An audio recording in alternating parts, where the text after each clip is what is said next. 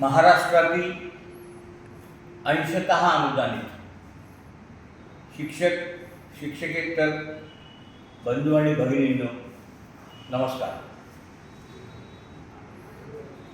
गेल्या 3 कॅबिनेट झाल्या.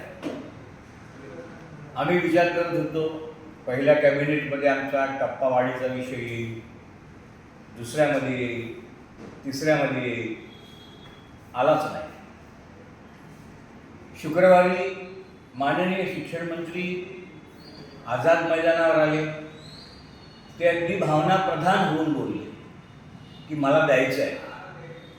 याचा अर्थ असा की शिक्षण मंत्री, मुख्यमंत्री हे सर्व आपल्या बाजूने आपली खिंड लढवत आहेत.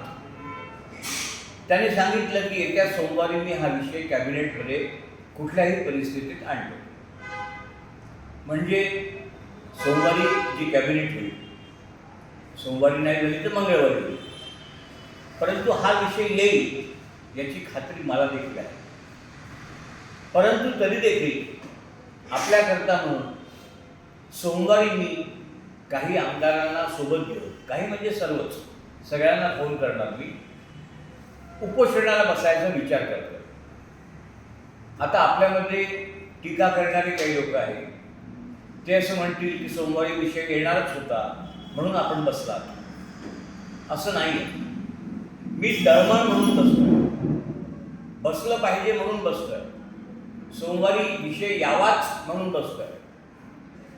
तर मी बसावं की नाही सगळ्या लोकांना घेऊन, हा माझ्या मनात एक संभ्रम आहे. मी इथून आज मुंबईला रवाना होतोय.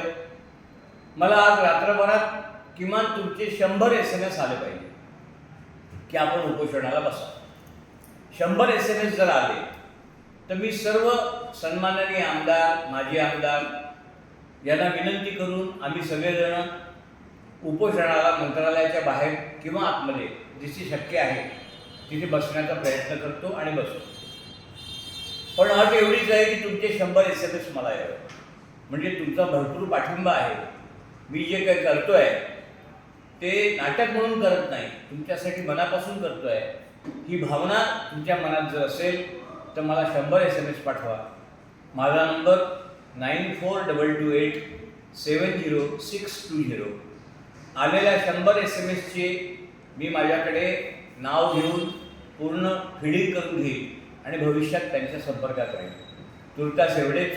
तुम्ही फक्त पाठीवर हात ठेवून लढ म्हणा, मी लढतोय. धन्यवाद.